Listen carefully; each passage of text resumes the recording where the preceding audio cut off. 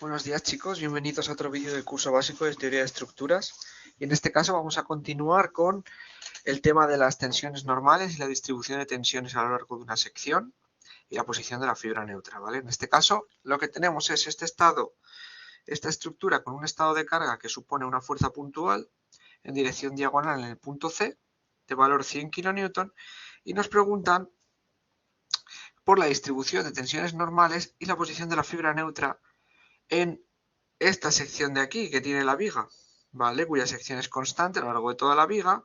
Entonces, lo primero que tendremos que hacer será estudiar cómo funciona y cómo se distribuyen los esfuerzos, ¿vale? Los esfuerzos visto desde el exterior, es decir, el paso 1 sería estudiar los esfuerzos que yo lo llamo, ¿vale? Ver la estructura desde fuera y ya después, una vez tengamos eso con el esfuerzo máximo,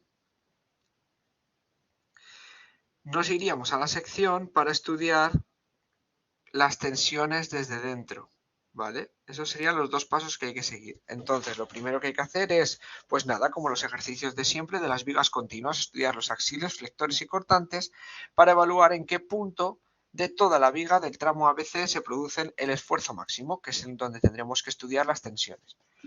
Entonces, lo primero que hay que hacer es descomponer esta fuerza de aquí, ¿vale?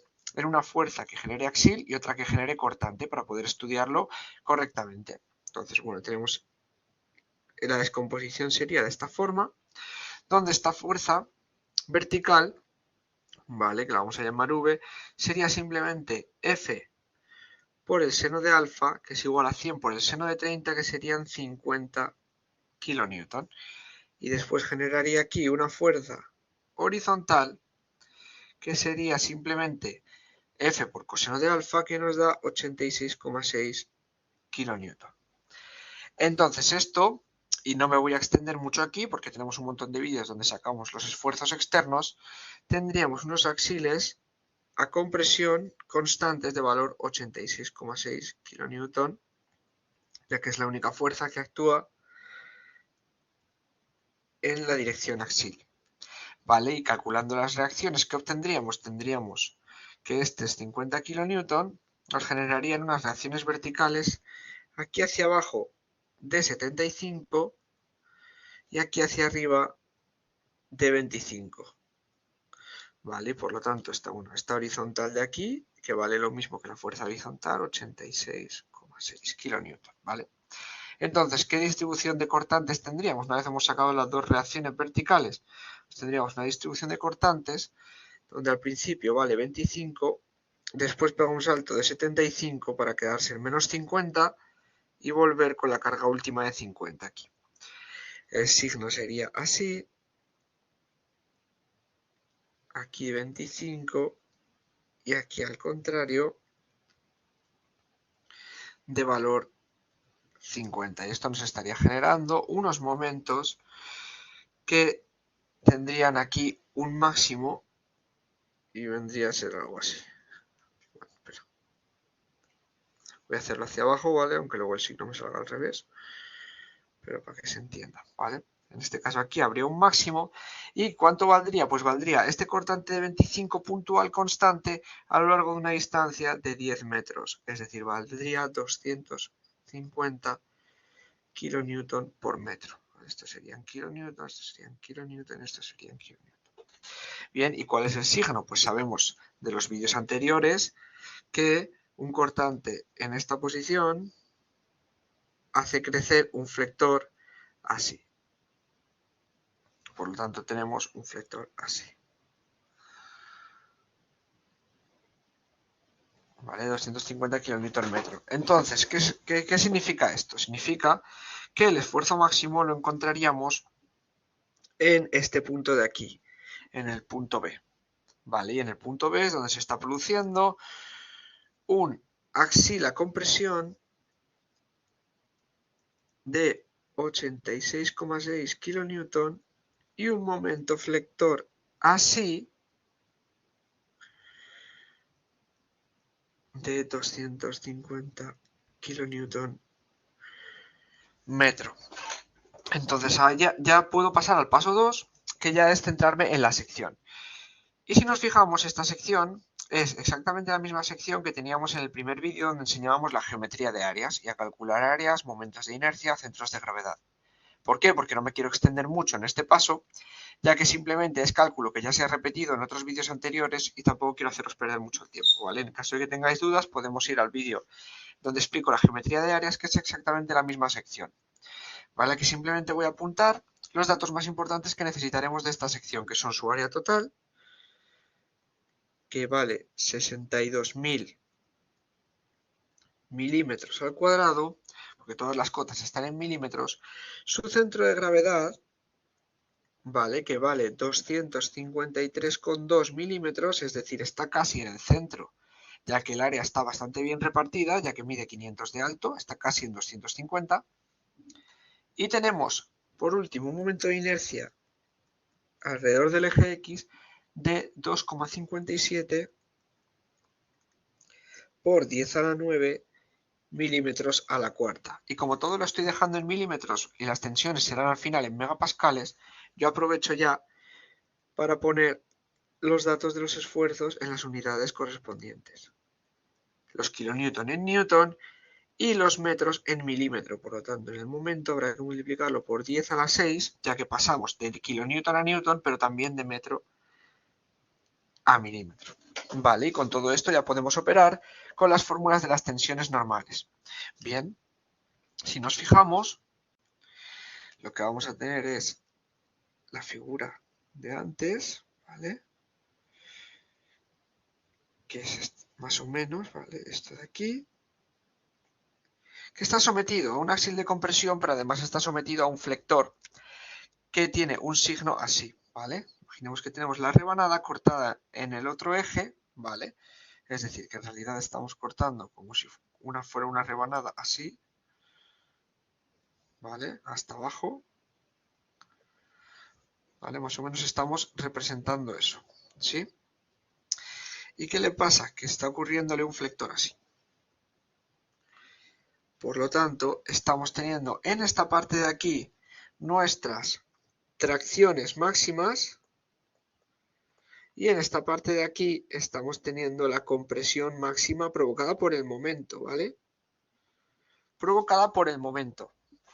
Entonces, para ello, tenemos que saber respecto del centro de gravedad cuál sería la I que tenemos que coger para las tracciones del momento y la I que tenemos que coger para las tracciones, para las compresiones del momento. No olvidemos que las tensiones normales provocadas por el momento eran el signo del momento multiplicado por una I asterisco con referencia al centro de gravedad entre la inercia en X. Y si por lo tanto el momento quizá, pues estamos haciéndolo, si el momento era así, nosotros lo que estaríamos calculando aquí serían compresiones. ¿Por qué? Porque una I positiva con este momento de aquí causaría compresiones. Entonces, ¿cómo habíamos aprendido nosotros la fórmula? La habíamos aprendido de tal forma que utilizamos un momento así en positivo para calcular unas tensiones a tracción, ya que las tensiones positivas se consideran tracción y se multiplican directamente por una cota y en referencia al centro de gravedad, ¿vale? No olvidemos que luego habrá que hacer la I para arriba y la I para abajo, porque unas serán tracciones y otras compresiones. Entonces, ¿qué está pasando? Que como nosotros el momento lo tenemos en el signo contrario, siempre va a ir en negativo. Siempre va a ir en negativo, para que de esa forma una cota I positiva cause compresión, una tracción que al final va a ser negativa y por lo tanto significa compresión. Ahora lo veremos más adelante. Entonces, con esto, ¿qué podemos hacer? Podemos calcular ya primero las tensiones normales causadas por el axil, que serán axil entre área. Por lo tanto, como estamos teniendo un axil en compresión y esto positivo se considera tracción, vamos a ponerlo en negativo, que serán menos 86,6 por 10 a la 3 dividido entre 62 por 10 a la 3 milímetros cuadrados, que esto será exactamente igual a menos 1,4 aproximadamente, ¿vale? Redondeando un poquito, megapascales, es decir, estamos teniendo tensiones de compresión, ¿vale? ¿Y cómo se distribuye eso? Pues se distribuye cogiendo todo este GI de la sección, ¿vale? y siempre será así. Bien, constante, ¿sí? Ahora, ¿qué está ocurriendo aquí? Que ahora vamos a lo que importa, que son las tensiones del flector. A lo que importa no, es más bien lo más complicado. ¿Y qué tenemos que hacer? Sacar dos, una para la tracción y otra para la compresión. Entonces, si nosotros tenemos el centro de gravedad en 253 y fijamos aquí nuestras coordenadas x, y, esta parte será la y máxima y esta cota será la y mínima. ¿Vale? Y si mi centro de gravedad estaba en una posición, colocando aquí el origen de coordenadas de 253, ahora que he movido el origen de coordenadas, esta y mínima estará a menos 253,2 milímetros. Y por lo tanto, esta y máxima será 500 menos los 253,2 que ya he quitado, y van a ser 246,8 milímetros. Y esas son las cotas a las que voy a referenciar a partir del centro de gravedad, cogiendo como origen de coordenadas el centro de gravedad de la sección. Entonces, ¿qué pasa? Que yo esta la tengo que dividir en tracción y compresión, la del momento, ¿vale? Entonces, ¿qué tenemos aquí? Estamos teniendo un... A ver si me deja mover. Así. Estamos teniendo primero unas de tracción que serán abajo del todo con una i igual a menos 253,2. Es decir, vamos a ponerlo mejor para no tener que estar escribiendo todo el rato, como si fuera la i mínima, ¿vale? ¿Y esto a qué es igual? Pues el momento flector, como bien os he dicho, siempre va a ir en negativo porque es contrario a lo que causa tracciones arriba. Nosotros estábamos considerando que el flector era así, positivo porque causaba, solo aquí, ¿vale? Porque causaba tracciones arriba y una cota I positiva significaría tensiones de tracción, recordemos. Entonces, en este caso, como estamos teniendo un momento al revés, lo ponemos en negativo, ¿vale? Y será menos 250 por 10 a la 6, multiplicado por la cota negativa, la cota mínima que era menos 253,2, dividido entre el momento de inercia que era 2.57 por 10 a la 9. Y haciendo este cálculo me queda menos por menos es más y al final me va a quedar positivo, que son tensiones de tracción, aunque sean abajo del todo, de 24,6 megapascales. Y ahora lo mismo para las tensiones de compresión, que están ocurriendo en una I máxima arriba del todo. Y eso será igual a menos 250 por 10 a la 6, multiplicado por la cota máxima, que es positiva y era 246,8, dividido entre 2.57 por 10 a la 9. Y esto me queda una tensión de menos 24 megapascales. ¿Y esto cómo se distribuye aquí? Pues muy sencillo. Nosotros tenemos que sacar que el centro de gravedad es nuestra fibra neutra.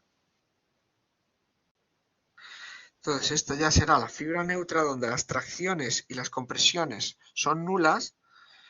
Y hemos dicho que arriba sucede la compresión de menos 24. Y aquí está sucediendo una tracción que es un poquito más grande, 24,6, pero solo un pelín más grande, no mucho más. Y la distribución será cada vez menores tensiones a medida que vayan acercándose a la fibra neutra donde las tensiones son cero. Esta será solamente causado por el flector. ¿Vale? Ahora, ¿qué está pasando?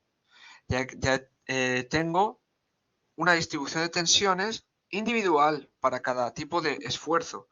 Pero ¿qué tengo que hacer ahora? Sumarlos. Sumar todas las tracciones y todas las compresiones que se estén dando.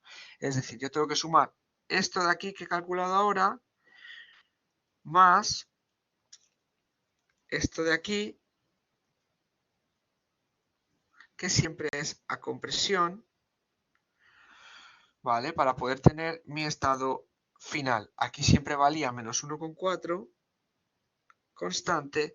Aquí valía 24,6 positivo y aquí arriba menos 24. Entonces, ¿qué estará pasando aquí? Que estaremos teniendo un estado final en el cual las compresiones se agrandan y las tracciones se disminuyen, gracias al efecto del axil, ¿vale? En comparativa con lo que teníamos solo de flector. Entonces, vamos a hacer el cálculo aquí, que las tensiones de tracción será igual a la tensión a tracción del axil, es decir, va a caer como negativa, más la tensión a tracción del flector, es decir, estamos calculándolo en una I mínima, ¿vale? Donde las tensiones de tracción van a ser mayores. Entonces, ¿qué tengo? Menos 1,4 más 24,6 y me va a quedar una tensión de tracción de 23,2 megapascales abajo, ¿vale? En la I mínima. Y ahora lo mismo, pero con la compresión en una I máxima. Tendré que sumar la tensión a compresión del axil, que en este caso sí que va a caer negativa también, más la tensión a compresión del flector, que va a ser en la zona superior, en la I máxima, y esto me queda menos 1,4 menos 24, un total de menos 25,4 megapascales arriba. Bien, y esto por lo tanto, si voy aquí a la distribución, me queda que arriba las tensiones, ¿vale? Voy a referenciarme la cota del centro de gravedad anterior. Ahora me sale que las tensiones arriba han aumentado, ¿vale? Han aumentado y por lo tanto esta línea la tengo que hacer un pelín más larga de lo que era antes, aquí de compresión. Las tensiones abajo han disminuido, la tengo que hacer un pelín más corta, ¿vale? No es tanta la diferencia, lo estoy exagerando un poco para que se note, pero bueno. Y la fibra neutra entonces, ¿vale? Para llegar a cero es un camino más largo desde arriba que desde abajo. Entonces, ¿qué ha pasado con la fibra neutra?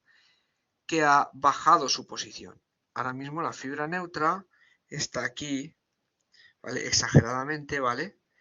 Y ha bajado su posición, ha bajado la fibra neutra. ¿Pero cuánto? No lo sé, tengo que calcularlo. ¿Y cómo calculo eso?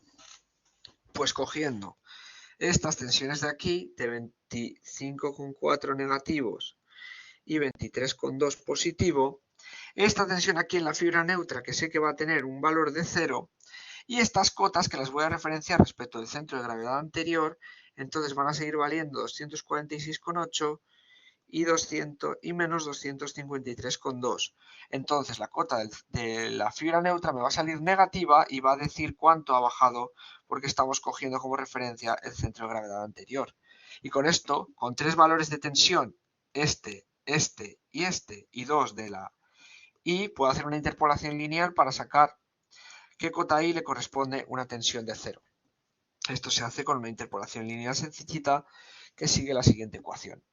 Yo pongo aquí la cota máxima, 246,8, menos la cota mínima, que es menos 253,2, y abajo pongo las tensiones que valen en cada una. En la cota máxima teníamos una tensión negativa, hay que acordarse, menos 25,4.